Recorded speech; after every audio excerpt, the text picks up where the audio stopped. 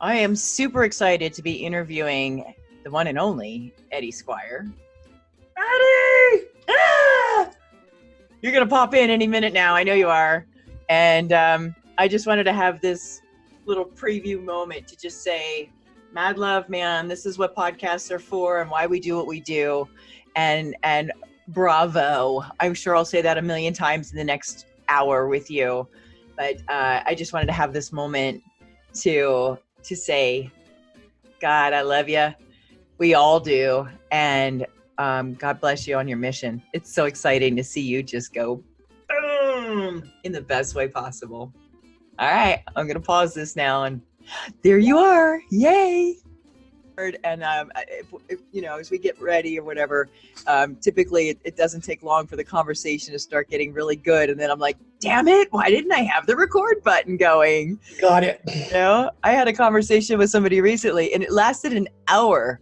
And by the time I actually hit record, I was tired. And it showed. Oh, you mean you didn't hit record? No, we were getting to know each other. Oh.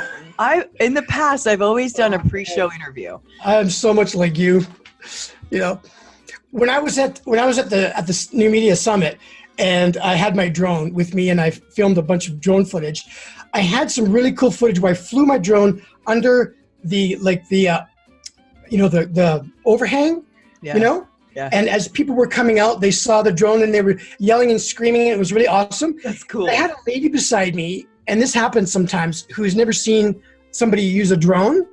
So she's like, asking me questions and this and that. And I have to be so focused when I fly this thing, especially when I'm in a closed situation, close to people. And you just have to be very aware when you're flying these things. And so I'm trying to appease her and at the same time do this. And I ended up recording nothing. I didn't hit the record button. And so I didn't get any of that cool footage. So I was really bummed out about it. Bummer. Yeah. Oh, that would have been awesome. Yes. Yeah. But I've learned that these things happen when you record and take video and when you do this, and there's nothing you can do about it. So you might as well move on. Moving right along. Yep. Yep. I've had those moments. I try to minimize them. The learning curve has been pretty steep for, technical issues really means I have issues with technical.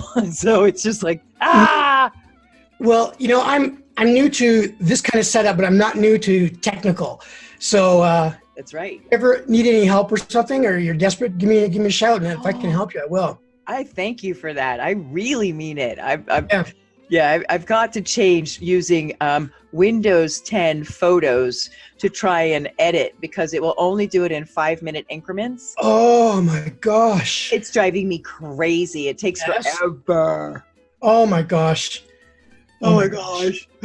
That's why, I've been working off of a 2013 MacBook Pro since 2013, and I'm doing all this heavy editing and film production and everything. And I never realized how wonderful it would be if I got a decent system. So I got this 27-inch iMac, and I've got 6 feet of viewing screen space now. Wow. I maxed out the RAM, so it's got like 64 gigabytes of RAM, and I've got 15, 16 terabytes of hard drive space. So now I'm like a rocket, right? So when I'm awesome. Doing, oh, it's just fucking awesome. I also thought if my laptop, if it dies on me, I'm out of business, right? Yeah. So I might as well bite the bullet and do this now. So God, that's such a wonderful thing, man. You're all equipped and it makes it easy. Yep. I'm ready to roll for this year, boy. This is going to be an insane year. Talk to me about that. You just had a 1-year anniversary. Yes. Are you recording now? So much or no? has happened. Are we recording now or no? It has been recording. I can cut it off, or I can officially start the show. No, it makes a difference because I want to be succinct with my conversation instead of all over the place like I am if I'm not recording. No, it's all right. We can do that. I can do an official welcome to Bold Movers and Shakers, guys. I have the most amazing dude ever in front of me. But you already know that because you can see him. And if you can't see him, please go to YouTube. Please hit subscribe. I would love someday to have a vanity name on that channel, but I don't because I don't even have 100 people. But whatever. I love doing video, and you're so freaking adorable. The Davy Jones of our times. All of us say it. We love you. And of course, I love you. Of course. You're such a sweetheart and a half. Thank you. and you just keep it real and genuine, and that in itself is probably a bold move. I'm making some assumptions here, but it's not every day that you get to be all the way who you are, all the way live, and then freaking wear it on your sleeve and share it with the world. I mean, huge kudos and awe and admiration for what you're doing. It's so incredible. Wow. Welcome to the show. I have Ed Squire. Do you go by Ed or Eddie? My friends call me Eddie, and so it goes half and half. It doesn't matter. I'm used to both all my life. Yeah. Okay. Did you see Rocky Horror Picture Show? Of course. Eddie! And ever since, I just had to do it. I know it's nothing original in that one. I get it. But when I saw that was how you registered for the show, and I was like, that's what I'm going to call you. Absolutely. Yeah, I prefer it. It's that's more suits me. Right on.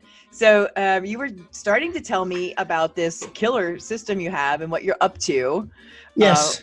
So what's going on right now? And then we'll track back into like how you got here.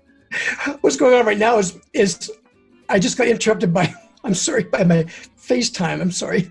No, okay. Let me kill that because yeah. That's one of the things I forgot to mention in the class. Turn off your phone. That would have been a good one. So could you repeat the question, Alexis? Yes, absolutely. No worries at all. I know you're up to a lot of things. You've just hit the milestone of a year, and the celebration video of that was fantastic, by the way. Are you doing all those videos? Are you? Yeah, absolutely everything is done. Yeah, everything. Yeah. I want to fly to Denver and like follow you around. I would love it because I need to have some people do that. There were some clips on that video where I went on a trip to Portland with a friend. Yeah. And I had her take video of me just walking around and doing things. But other than those shots, everything is done by selfie, and I have multiple cameras. So I set up, an arrangement of like 2 or 3 cameras, so I get to film myself and film myself filming myself, which there's a lot more you can do with that footage. You need a PA, baby. Production assistant. Yeah. I'm going to need that this year. I'm learning. After this year, I'm learning with what I want to do. I need some help. Yes. I'm applying. I have a background in film and television and radio, in case you didn't know that yet. No. Well, that's great because I do. I have zero experience in it, right? And when a friend of mine suggested that, hey, you should vlog your story and put it on YouTube. That was a little over a year ago. Yeah. I thought that was, I thought he was joking, and I thought it was the most ridiculous thing I'd ever heard because I don't know how to work a camera. I don't know how to make video, and I sure as hell I'm not going to put my story up on YouTube, right? Right.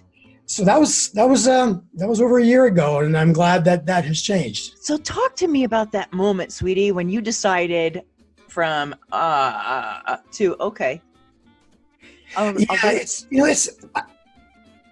When I get asked that question, I've been working on trying to come up with a simple answer, but it's not. Because my whole story rolls back to being sexually abused as a child. And, it was, it's as horrific as those stories can be. And, it was from my grandfather, a next door neighbor, and a teacher, all between the ages of 4 and 10. So by the time I got through the teacher, he had molested many other boys. He had molested, my guess is 80 to 90% of the boys in my class. Oh my God. Continued to do that for 5 or 10 years later. So there's a whole story around just that is connected to the question that you're asking me. Why did I decide to do what I'm doing? Yeah. Right? I'm not trying to be a YouTube sensation. I'm not trying to be popular on social media. I have nothing for sale, right? There's no monetization with what I do. I'm a nonprofit. So this is the platform that I'm coming from, right? What I'm trying to do is get the attention of people that have experienced sexual abuse as a child, whether you're a man or a woman, or if you've experienced any kind of trauma and you have mental health issues that you deal with. So it all stems from back then. It sure as hell does, and it's insidious, and because of those are the formative years, we don't even realize the impact that it can have, or that it's having. We don't even know what we don't know. That's the high price of ignorance. There's such a good point. When I came to the realization that, I began to ask myself, what is wrong with you? Like, what is wrong with me? There's certain behaviors and thought patterns and addictive things there's this lifestyle that I had that only I knew about, and so it bothered me, like what. Wow. And then I studied and found out the psychological and physiological and neurological impact that this type of trauma has at various developmental stages of your life, like 0 to 3, 4 to 6, 6 to 8. Different things are impacted from that kind of trauma in your brain that affect you for the rest of your life. And as I began to study this and read that, I found myself in these things because I had that kind of trauma, continuously over that many years. And I began to see, I was like, oh my God, yes. It says, if you were sexually abused multiple times when you're, 3, 4, 5 years old, here's what can happen. And so I found myself, medically and clinically in this, right? And that caused me even more trauma because now, I realize I really am messed up. As much as I want to have a positive attitude, and I can pretend to be positive all day long and you would never know, but underneath, I was a wreck. I went through it, and when a psychologist that I was seeing said, I mentioned that I couldn't swallow certain foods, yes, like lettuce and other things, I was afraid of it. She said there's a correlation between that and child sexual abuse. Yes, and yes. There was no memory at that time of what, and I was like, I've got enough on my plate. I'm already a hot mess. I don't need this too. And I never went back to see her. I couldn't handle it. Yeah, I had the same experience with a therapist of mine when my ex-wife and I were trying to keep our marriage together, and I was unfaithful for every year that we were married for 13 years. And when we were in therapy, you think I would admit that? Not a chance. No way. When I was diagnosed with the mental health issues that I said to my therapist, there's something wrong with your evaluation. Anything to cover it up.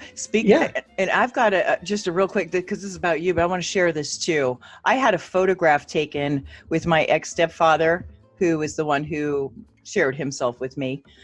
And I went to visit his family. And so this was like about 4 years ago. And his wife was taking the photo, and and my brother, there's a capture where his hand is just right here, just right here. Way. And what he did was he reached around, he grabbed my ass and whispered in my ear, see, I'm still a dirty old man. And I didn't say anything. No. To this day, I haven't said anything. That. I understand. What the hell? And when I told my mother, years ago, it's like she didn't even hear it. And years later, she accused my real dad of being the abuser. And I was like, I told you it was your, Maurice. I told you it was your second husband. How do you not hear that? God. And then, this is a thing. Back in those days, the reality is it was different, right? It was different. So I understand why people didn't say things, right? Because it's so shameful is really the biggest thing. And so we cover it up. And there was no widely known studies about the impact that these things have on people. So, because nothing was said, as victims, we say nothing because, for all kinds of reasons, nobody cares, or maybe this is okay, maybe it's okay. We don't, there's nothing we can do, so we leave it. I'm so thankful for today, right? To be able to, oh my God, make a YouTube channel and just freaking go ahead and talk about it and be just wide open. I absolutely love it because it's every time somebody shares, and in my opinion, every time a survivor begins to share their story, healing happens for them and it impacts somebody else. As much as you want to go to therapy, which is a part of it, I believe for most people you need that. But this is an essential part, is being able to tell your story. You don't have to do it on YouTube, but being able to openly share that with somebody that you feel safe with is absolutely critical in recovering from all this stuff. Yeah, it's bad enough that it happened. You become somewhat of a protector, especially as a child, to protect those who have, you've got to survive somehow. And then people pleaser, PPD, sits in, and and promiscuity and addiction and bad choices. And I mean, it lays out a carpet of life, or a head of life that's just shitty. And it's a shame, and it's not normal necessarily. No. However, I do believe with all my heart, one of the things that help to heal, two things: being heard. That's where therapy really comes in. Absolutely. And validated. Like, yes, you're right. You're okay. How you feel is justified, because there's a tendency still to protect the person who hurt. Like, they didn't mean it. Having sympathy for them. I know. Wow. Do I know that? Yeah. And so a therapist said to me, and I just want to share this real quick, and then we'll get back to your story about this. No, take your time. We need to have both of our stories are making this episode what it is. Thank you, honey.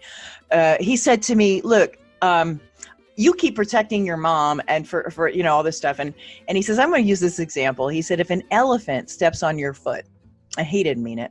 He didn't mean it. But your foot is still hurt. Maybe it's even crushed. You have a right to be angry and sad and in pain. You have to own that. Yes. Stop making excuses for the elephant because he was, he didn't mean it. One of the worst things that people could say, in my humble opinion, is they did the best they could. No, they didn't. They did what they did, period. Don't tell me that's somebody's best to hurt a kid, to inappropriately approach anybody like that. Absolutely. That's nobody's best. And what that does is it makes the survivor feel like, well, fuck, what's wrong with me? I guess I should see it that way. Like, oh, okay, you did your best. Sure, go ahead, do it again. It just devalues your humanity. It really does. And then that, because you feel worthless and without value, then you begin to lead a life like you were just saying, promiscuity and maybe drugs or addictions or, bad habits and all these things. Check. Yep. Check down the list. When you think about it, there's, my video there, I Googled just for the heck of it. We need to talk more about childhood sexual abuse. And it came up with 78 million results. And it just so happened that in the United States, according to the World Health Organization, they estimate 60 million survivors of adult survivors of childhood sexual abuse. And in Canada, where I'm originally from, they estimate 10 to 12, right? So I'm like, wow, that's the combined amount of survivors. So wow. Even if it's half that, Alexis, even if it's a tenth of that or a fifth of that, there's still millions of people that are suffering from this. Yes. Right. So it's worth doing what we're doing right now. Right. There's such a massive population of people that are ashamed and who don't think it's a problem, and they adapt their lives around their dysfunction and their addictions. And when you begin to hear this from other people, I know it did for me. When I found out, started to hear from other people's stories, it made me want to get better. It made me want to know more about. Made me want to be like them. How great would it be to be free and not afraid to talk about, this is my life, right? That's right. It's empowering. It is when you can embrace what's happened, be in a state of acceptance. Okay, I'm aware of it. I accept it. I'm going to take action on it, because that's where change comes from. That's my little 3A plus C, formula. Anyhow, it's what you've done is the awareness is just like shattering. I remember when I was made aware of it, and I got back in touch with my childhood best friend, and she said, yes, we knew something was happening. We could see a change in your behavior. I had the same thing. A lot of people told me that. Man, it's great to have an aha. What are people supposed to say? Hey, I noticed there's something wrong with you. Hey, I noticed you've changed. People, they don't do that, right? It takes a very special, I would think, dear and close friend or family member to say that. I mean, I eventually had that in my life through my sister and my mom. Yeah. They're like, we know you're up to something. And they knew I had, a lifestyle of, really bad habits. They didn't know what it was. And they noticed a change in me, but it took into my, late 40s until someone finally said what I already knew. Wow. Yeah. Wow. So at what point did you decide that you could hit publish on what you were doing? Is it when it became about other people more than you? Or was it part of, and I don't mean it's a bad thing either way, but it's like when we seek to serve, because it's like, holy crap, now I have like a roadmap and maybe even some, I don't know, breadcrumbs or something, some way to a strap. Let me help you out. Like that's the point of service. Yes. It was a mixed bag of, I want to do something with my life and I don't know what to do, because I used to be a high-end business consultant for Fortune 500 companies. Wow. I lost my job because of my inability to concentrate, and I just lost my executive functioning capabilities, right? And wow. I was on disability for a couple of years, and I was just like, I'm so capable of doing things, but I don't, I'm so lost, right? I'm just lost. What do I do? And what happened was in 2015, in December. So this is a very interesting story. And I'm making a documentary, as you know. There's actually two. One is about my lawsuit against the school board back in Canada and the teacher. And this all tied to getting started with this thing, right? I was completely fearful of the whole thing and didn't know, I thought it was really a dumb idea to begin with, because I thought, I'm going to be traumatizing myself by doing this. I know it. I'm not doing this because I'm full of confidence and I'm healed. So let's be in service to others. It was like the whole time I was like, what the hell am I doing? Like, it's the only thing I could think of doing. And I thought, you know what? I can quit anytime. I don't have to be committed to this. So in December of 2015, the very first time I actually shared my story openly with somebody, it was in a Starbucks, and I was overheard in that Starbucks by a group of high school seniors with a teacher who were doing some kind of a planning event beside my friend and I.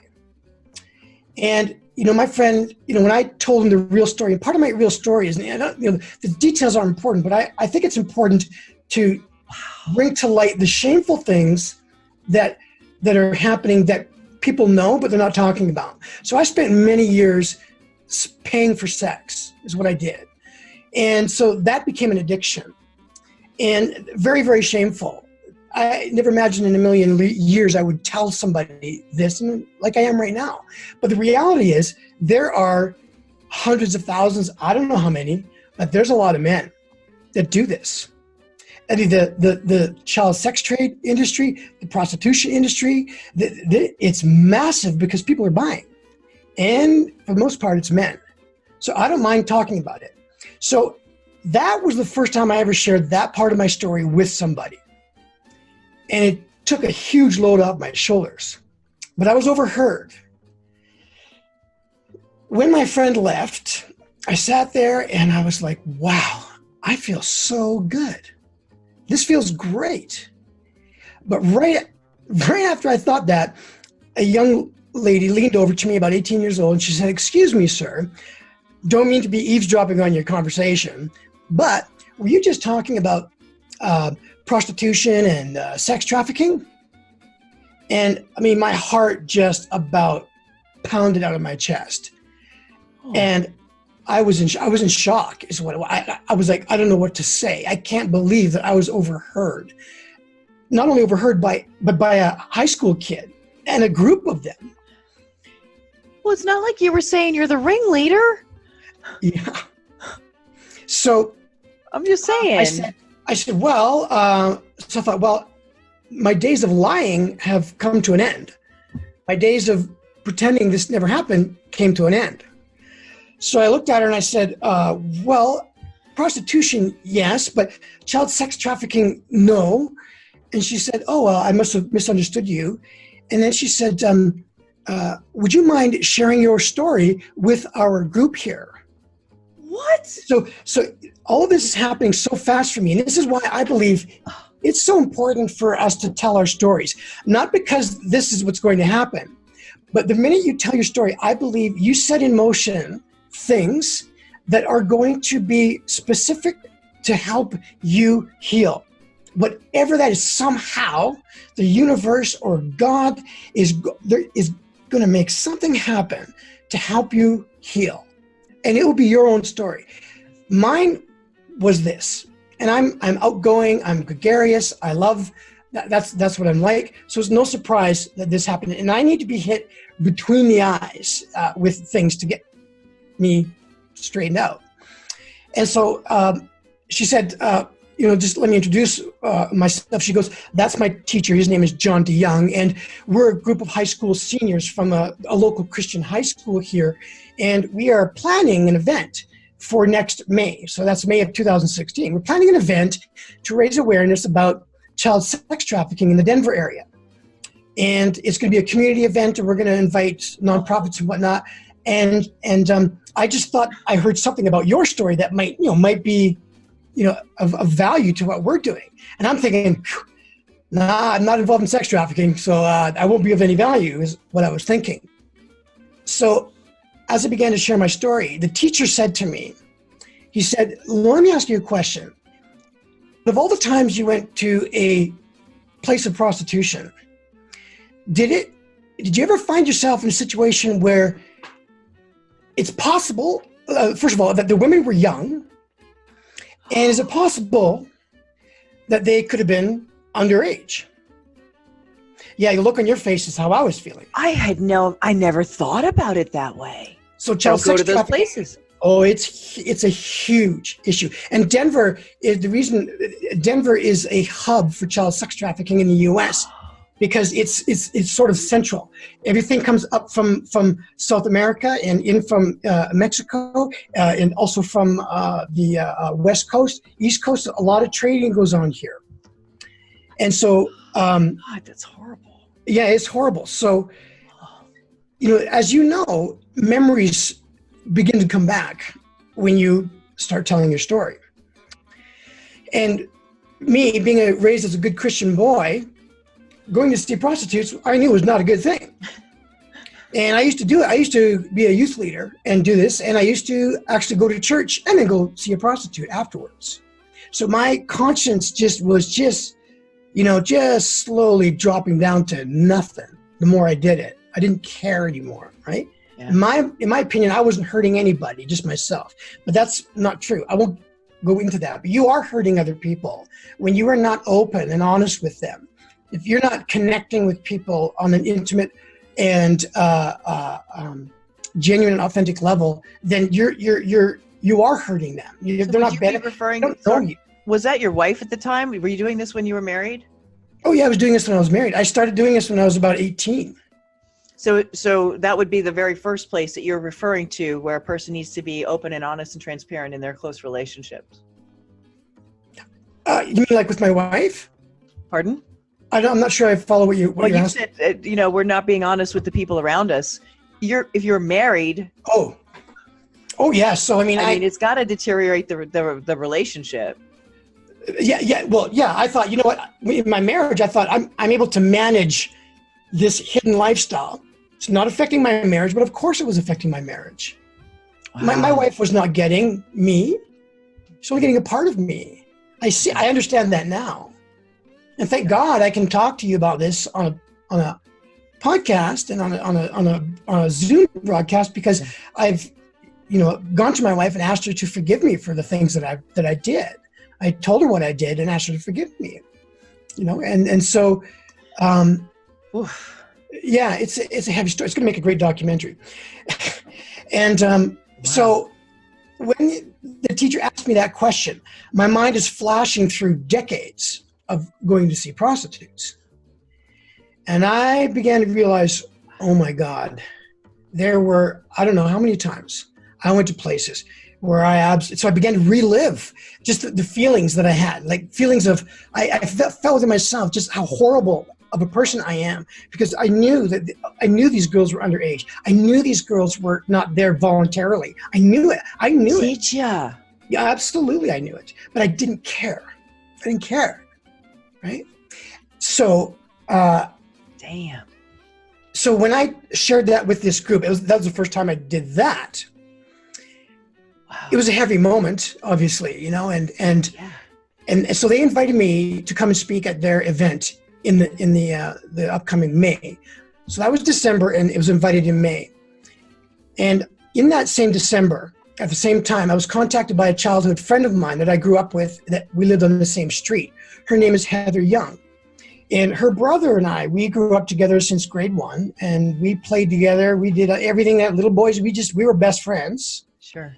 And like a lot of boys in my neighborhood, we were all friends. And he was also sexually abused by the same teacher. And Jim was a very gifted artist. And when he was 25 years old, he ended up shooting himself in the head with a shotgun in the basement bedroom of his parents' house. And Jim is the type of guy where, when it comes to suicide, you would think, oh, I never would have thought that person was having a problem, like Robin Williams or Anthony Bourdain, or when you think of celebrities. And Jim did that, and Jim did that because of the sexual abuse from the teacher.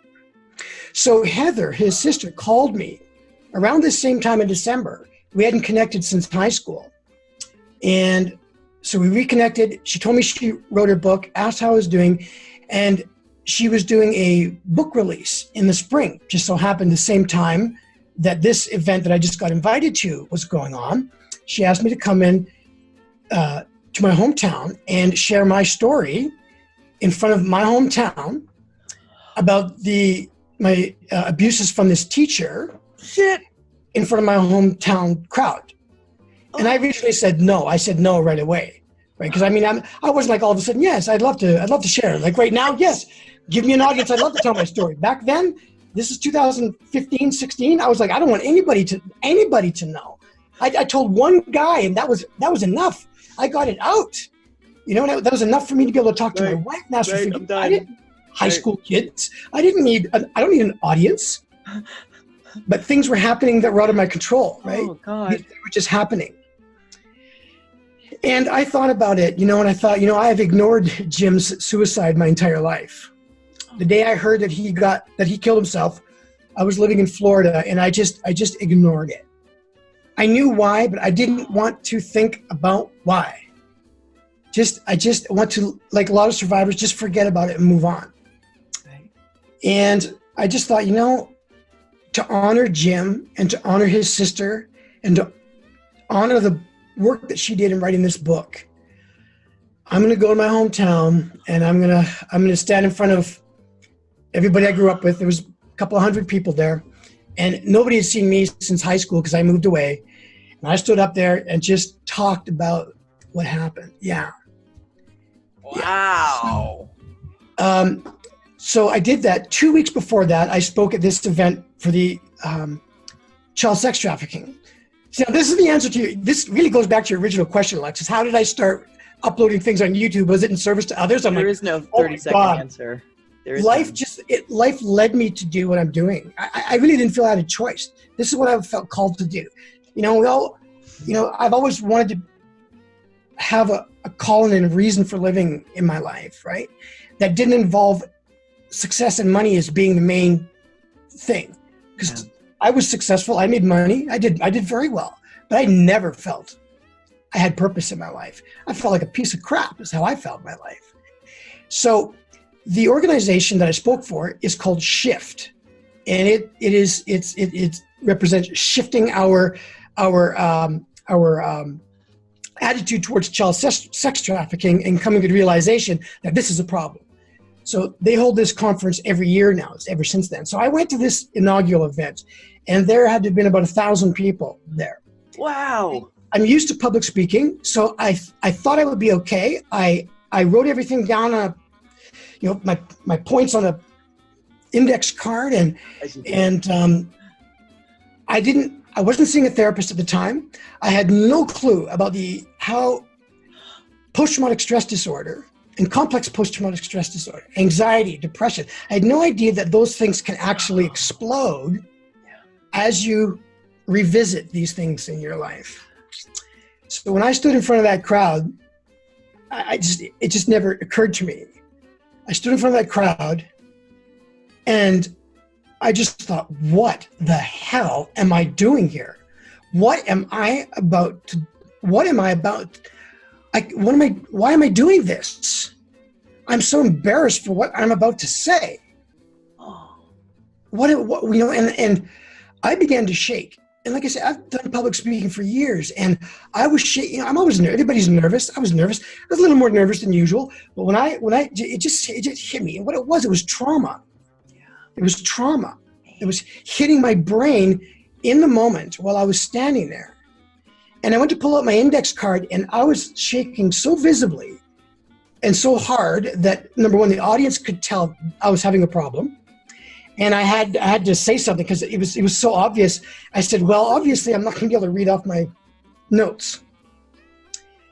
And oh my gosh. I said, there was the atmosphere was so heavy because I began to cry, and I said, this is the very first time I've ever done this, so just bear with me, please. And I began to share my story with them. I was crying, the audience was crying. I went up to speak right after the FBI and local law enforcement, and they were talking about how horrible people like I are. I'm the guy that they're trying to bust. I'm a John. I'm a user of women, right? Wow. And so I'm up there. I'm just out of my mind. Oh. So now I did both of those events within about 3 weeks, and then to make matters worse, there was a journalist in Canada who works for the CBC. He got a hold of me and said he'd heard about my story, and he's interested in doing an independent documentary about what are the long-term effects of childhood sexual abuse on adults. Would I be interested in being a part of that? So all in the course of just a couple of months, wow. I get asked to speak in front of a crowd about abusing and exploiting the child sex trafficking industry. I speak in front of my hometown crowd about what happened to me. And now I've got a reporter that wants to do a story on my life. So I was like, okay. I mean, like, what? Okay. I mean, yeah. This is happening for a reason. I'm not like, okay. I've always thought this was going to be my future. All I could think of is that people are going to benefit. People are going to benefit. So that's where it started, right? It certainly wasn't for me. This is the last thing I ever would have chose to do, ever. No kidding. I mean, there's so many things. This is not on the list of things I want to do. I mean, it is now, but.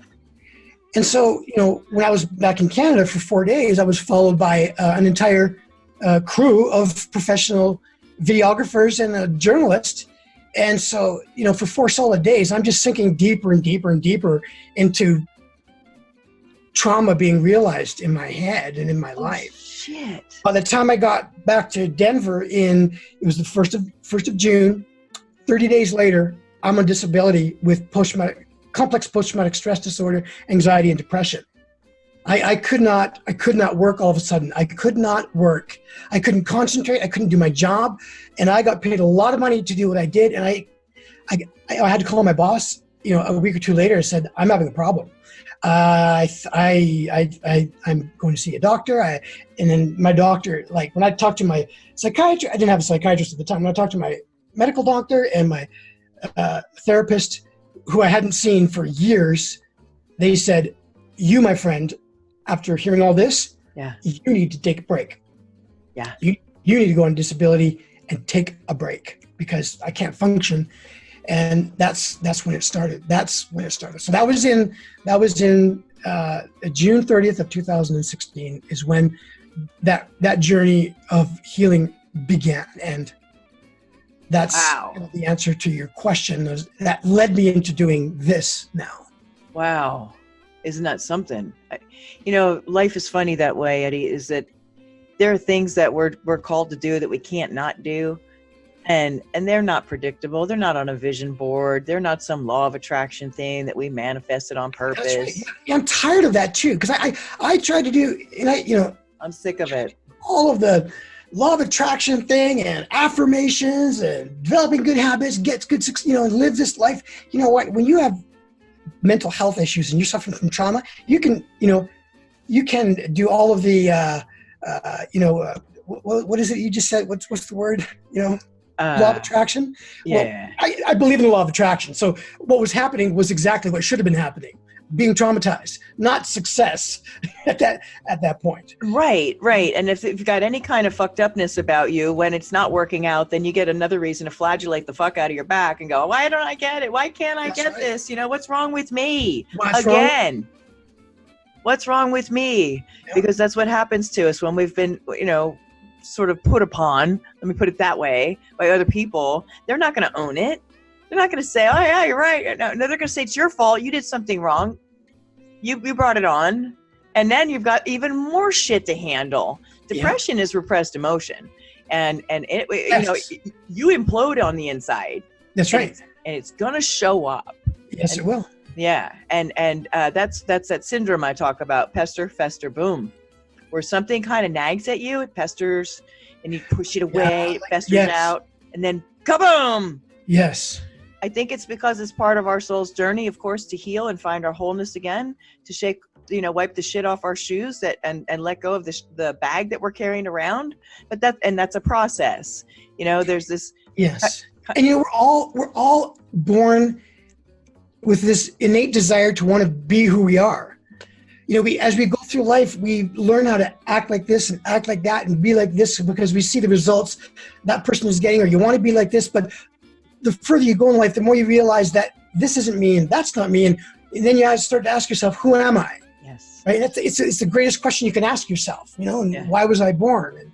And if you, I don't care when you get that answer, because I believe when you get that answer, as long as it takes however much time that was, it seems extremely minute, because the joy and satisfaction and fulfillment of being confident in yourself, knowing yourself, and is I'll take that over a big paycheck any day.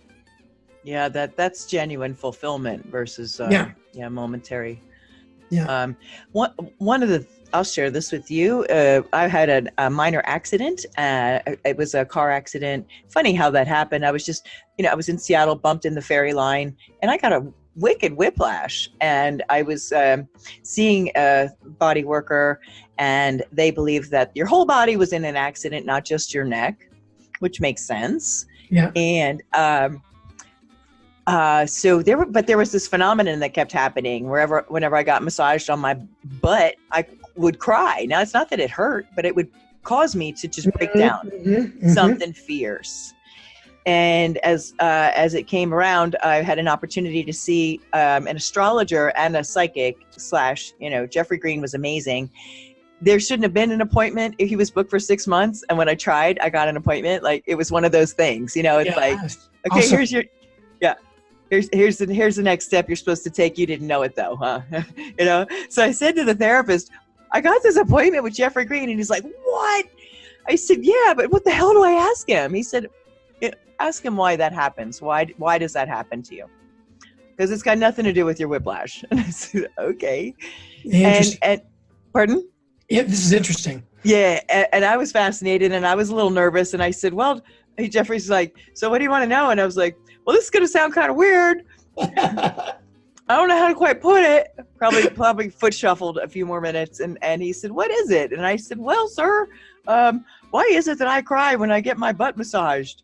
And I don't know what's going on with that. I mean, My girlfriend could put both elbows on for 2 hours. And I'd just be like, can you do 2 more hours, please? Can you please just help me here?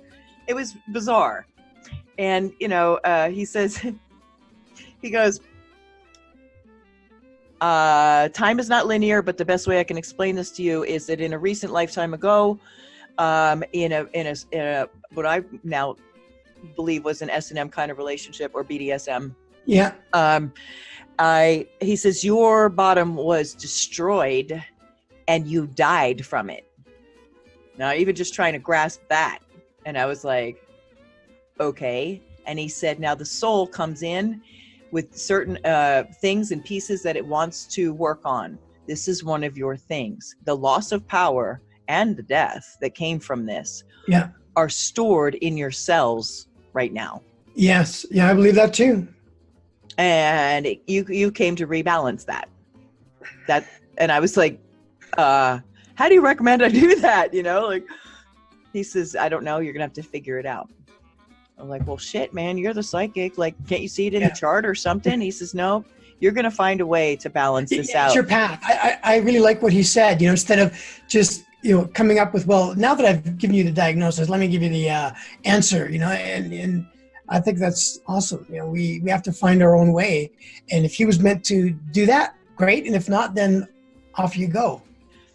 Not one bit of me was thinking about this when I answered a personal ad in Seattle and aligned with some very interesting people. And one of them was interested in making me his mistress, or me being a dominatrix. Now, so I explored this whole world and realized that unless you're really into terrorizing somebody, it's not about hurting them with, you know, with joy in your eyes. It's more about love than I'd ever experienced before. So I found myself at adult bookshops, and, you know, I bought a keychain. I thought it was a cool leather keychain. Turned out it was a penis whip. I didn't know. I carrying it around like, yeah. I mean, I really didn't know. I didn't know what I didn't know. And this guy that I ended up being in a relationship with, I mean, I was walking down the street. He was in a hood and a collar, and I had on thigh-high stiletto leather heels, and we were walking to a fetish ball. And believe me, I'm not a party in the middle party person. I'm back against the wall, 1 foot out the door. That's my style. But here I am walking him down the street in a chain, you know, with a chain, or I guess he wanted that. And and we went to this fetish ball, and I made friends with the gal who was sticking long, big needles and feathers through all of her arms. She became one of my dear friends until she didn't. And wow. When somebody tells you they're a bitch, eventually it's going to show up. So believe it. And I didn't believe it. So she and I mean, she lied for me to get work as a, I call it a love broker now, because the people that came into that strip club door were looking for attention and affection that they wouldn't normally get. Yes. However, I got fired from that first job because I didn't know what I was doing. So there was this whole world that opened up, this whole exploration of adult sexuality and role playing, and all this stuff happened. And not one time was I thinking about what Jeffrey Green said when I, you know, was doing some scenes, if you'll call it that. Yes. But my butt doesn't hurt anymore when it gets massaged. I don't cry anymore. And why is that though? Like I think it's honestly, that's a great question. My supposition is that through all of these explorations and actually becoming, so I formed a BDSM relationship with this guy. Yes. It wasn't just a one-off, let's go to a party, I'll pull you by your neck, your hood. It was full on living it, exploring it. And even though I was the top, he would top from the bottom. And if anybody's listening knows what that is, you know what I'm talking. It's annoying. Submissive is supposed to shut the hell up, you know, but he wasn't that guy. So we really didn't have that kind of like, shut up, you're an ass. You know, it wasn't like that. It was the most amazing. Sadly, I experimented in that world as well. And there's different ways that it can be done. There are very many. Yes, it's not classically what people think. Not at all. And I mean, that I ended up being on the world's first uncensored adult talk radio station on the web, ksexradio.com. Are you kidding me? I didn't know that about you. Oh, that's wow. Oh yeah, that was my third show. Holy. Yeah. I mean, this whole foray went into like, and then the adult world, and like I said, I called myself a love broker. I put that in my headlines in my bio, and not one podcaster will say it. I sit here and I laugh. What was that? What was the word? I missed that. Love broker. Love broker. Yeah. Oh, I think that's a great title. Why? I mean, it's like. It's the truth. No matter what I was doing, whether it was a webcam girl or being a stripper, or you know, none of it was. I really carried who I am right to the stage, and being very present for people that would never normally have somebody's love, attention, and affection, even if they paid for it for a minute. I get it. Yeah. I mean, I was a paying customer for decades. So yeah, I explored all kinds of arenas like that. Wow. And, I'd have come back. The pendulum went really far, and then it came back. And of course, people from the outside are like, "Oh, that's because you were abused," or "That's because." And I'm thinking it might be. I mean, I know I was inappropriate and promiscuous at an early age. I really didn't get a chance to be a child because of what happened. Yes. Right. Yeah. But none of this, I don't think this exploration was about that. I think it was more about what Jeffrey Green was talking about, where, there's this need to rebalance what happened. I see. Your soul will figure it out through this, whatever you're called to do next. And I was like, okay, I live by this thing. I see. Yeah, so that's interesting. So your life path, after you heard from Jeffrey, who didn't have the answer, and without you going to looking for it, because I never went looking for what happened to me either. Nope. Like talking and doing I didn't go looking for it. That through those experiences, no matter what anybody's opinion about them are, your life led you to experience something that allowed you to connect with, the what was happening in you, in your soul and in your physical body, and when you walked away from it, you were better then. Yeah, done. How long? When did you realize that it didn't bother you? Your butt didn't bother you. Right. When did I stop crying when I got a massage? It wasn't like all of a sudden I went, oh, it didn't hurt today. It wasn't. That's a great question. I haven't had to give it a lot of thought. I would say that it was probably a year and a half or two into the BDSM relationship I was having. Okay. And then I got fed up with him and that whole scenario, and I walked away from all of it.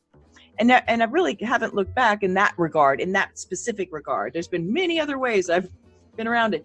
But I would say it was pretty immediate, actually, that there were no more issues. So you just had your whole system disconnected, not disconnected, your whole system connected like that and began to heal itself in a sense when all these things just aligned themselves. And you wouldn't just notice it like a light bulb going on, but just everything came into alignment. It does. It did. It's kind of like trying to answer the question, when did your headache go away? It's like, I don't know. I just know that I don't have it anymore.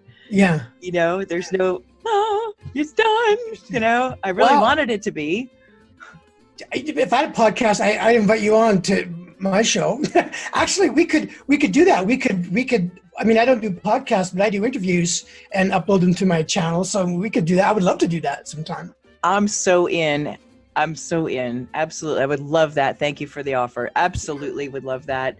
I'm also about transforming some of the impressions that people have. If somebody's oh, you're a stripper. It's like, no, actually, there were girls putting their kids through college. There were girls putting themselves through college. Yes. Come on, the negativity around that part just it needs to stop. And I agree. It's like it's the same with anything. There's the good, the bad, and the ugly about everything. Yeah, there's shitty accountants. There's doesn't matter who people you everywhere. are, what you do. I'm sorry. Go ahead. I was just saying, it doesn't matter who you are or what the subject matter is. Yes. There's the good, the bad, and the ugly with everything. Yes. Well, there really is. There really is. But this, and this is why I admire what you've done so much. And I know you couldn't help it. It is what it is. I can't help it. It's like you get called this way, and it's just, okay, I get it. But I still admire your courage every day to do it. I stopped going to parties. Not that I was a big, like social party. I'll go to raves anytime. Drop one. Drop a beat. I'm down. I'm doing it. I'm airboxing. Wow. Love it. Cool. But when it comes to like regular networking parties and people stick out their hand and they're like, so what do you do? And I was like, I know. I love that question now. It's so funny because, when I lost my job and then people would ask me what I did, that's the first identity crisis situation I ever encountered. Yeah. I had no idea that who I was depended on what I did, because I used to love telling people, well, I'm a consultant for Fortune 500 companies and global companies in the United States, Canada, and Europe. I just made myself sound, and nothing I was saying was exaggerated or lie. Right. It was all true. Right. Because I didn't know who I was. I couldn't say that without like thinking to myself, yeah, damn, you're the shit, dude. You are amazing. And the story of how I even got into that career is, if you've ever seen the movie Catch Me If You Can with Leonardo DiCaprio, that's how I did it. That's how I did it. It's a funny story. Funny story. I'll just say this one thing. When one of my best friends I grew up with, who is highly educated, and he's an investment banker for one of the largest banks in the country. And he knew that I didn't make it through high school. I was a druggie, and I was just a party animal. We had a conversation in the early 2000s. He knew I moved to the U.S. and he said, so what are you doing now? So I told him, I'm a consultant for Fortune 500 companies. That felt so good to say, because he always said, your education will determine, right, how far you go in life. And I always believed that's not true. I always believe it's whatever you have, it's what you do with it that takes you there. Yeah. So I didn't believe that. I believe education helps, but it doesn't make it's not the determining factor. And so he's the only guy that would say to someone, so how much are you making? Right? Nobody asks that. Well, he did, right? I was waiting for it. And he's like, because he was like so confused. Well, how do you know how to do that kind of work? And I said, I Googled it. I Googled it. Right? I Googled it. That's what I did. And I got found out. People pulled me aside and said, have you ever done this before? And sometimes I would bullshit my way around it. And sometimes I had to confess, because they were the type of people you had to confess to. And I would say, well, actually, no. But I would be so deep into a project, they'd say, well, we got to figure this thing out. Right? We must succeed. Dude. So I'm going to help you. And so when my friend asked me how much I was making, and I told him, he just could not believe it. Anyway, like Eddie, he pulled it off. It felt so great. But at the end of the day, when I lost my job and I could no longer say that's what I did, that it was a really hard part of the journey, and it just made me think of what when people ask you what you do, or even back then. Now I love it, because when I started filming in the streets of Denver, I did all my filming. I did my best to do it when people weren't around. I wasn't talking to anybody, right? Because I didn't know. I just knew, hey, it's good to talk about, and I don't know what I'm doing. But people would stop and they would ask me, oh, what are you doing? Because it looks like there's something major going on, and I just never thought it through. And I'm like all about being real and authentic now, so I can't lie and just say I'm whatever. I'm a YouTuber. I said, I have a nonprofit that advocates for survivors of childhood sexual abuse. It's called Me Too, What Now? And I felt so uncomfortable and weird saying that at first. Yeah. But I never had one single person respond in a negative or awkward way. Everybody that responded to me were like, oh, really? And they would look at my cameras and they were like, wow, that's great. Tell me more about it. Or they would say, why are you doing it? Or many people would just begin to tell me their stories right on the street. And so now I love it. I mean, I was filming 2 days ago in a coffee shop. I go in there and I say, is it okay with the manager? Do you mind if I set up a bunch of cameras? I'm going to interview a guy over coffee. And he's like, no, go ahead. So he had no idea. I set up a full production system in his coffee shop. And I had people come by like, oh, what do you do? And I said, I have a nonprofit. I do this, and I'm very proud of what I do. Absolutely. Right? And people sense that from me, and now it's a totally different thing. I love it. I get excited being able to tell people what I do. I make videos about this, and people are like, you make videos. They just don't understand the connection, which I love, because you just go to my YouTube channel and check it out, and you'll find out there's something I'm doing that's very rare and unique, and it's helping people. And so that's the way it's progressed. It's so beautiful on you. You're just such an angel, glowing and doing what you came to do next. Yes. And it's just bravo, hon. Can't say it big enough. Thank you. I want to have you back on the show, because we have a whole nother show or two with you in the documentaries and the lawsuit that I know you're pursuing. I genuinely want to keep you around. I want to move. I'm going to come back to Denver. No. Yeah, I No, love I it. used to live there. I don't want to come out. But anyway, I think that if you needed any help, I'll throw my hat in the ring. In the meantime, I hope you guys have enjoyed this amazing man and his journey to lightness and well-being. Thank you. Absolutely amazing. So what is the best way for people to reach out to you if they have a story or maybe they want to comment? What do they do? Oh, I love that, Alexis. If I love anybody that would love to connect and share their story, I would love to do that. But I've been really fortunate that my branding has worked across all of my platforms. So if you just type into Google "Me Too What Now," all one word, don't put any spaces in between anything, just "Me Too What Now," or even my name, Ed Squire. I'm all over the place, right? Awesome. So my website is metowhatnow.com. Instagram is @MeTooWhatNow, Facebook, Twitter, and my YouTube channel is do the same thing. Just type in my name or Me Too What Now. And what I ask of people more than anything is my whole goal is to get more is to raise awareness. And I know that what I'm doing is working because the data backs up. The results from my first year of doing this have blown me away. So anytime you can tell somebody else about it, or subscribing to my channel is a huge thing, not because I want to be popular, but it brings me up in YouTube's algorithms, and I'm easier to find. And that's the most important thing. If you're the type of person who loves to donate to causes like this, and you think what I'm doing is worth that, because I'm a 501c3, go to my website, and my website's pretty simplistic. It'll be changing this year. I'm going to be creating a lot of I'll be writing a lot about what is find yourself, live yourself, give yourself, which is my tagline. I'm going to be developing that. Nice. And but there's a donation link, and you can donate there, which I would obviously appreciate, and it would help me to cover the cost of doing what I'm doing. And reach out to me any way you want. I'd love to connect with people personally, so email or through any of those platforms, whatever's comfortable for you. Then please do so. And find him on Facebook. He's everywhere with these wonderful posts that I'm grateful for. And what he puts out there is just his beautiful, sweet self and his heart on his sleeve and soul in his eyes and meaning in every single word he writes. Thank you for being on Bold Movers and Shakers. Thank you very much for having me, Alexis. Thank you. Amazing. Guys, we'll be back next time with another extraordinary guest on Bold Movers and Shakers. Thanks for tuning in.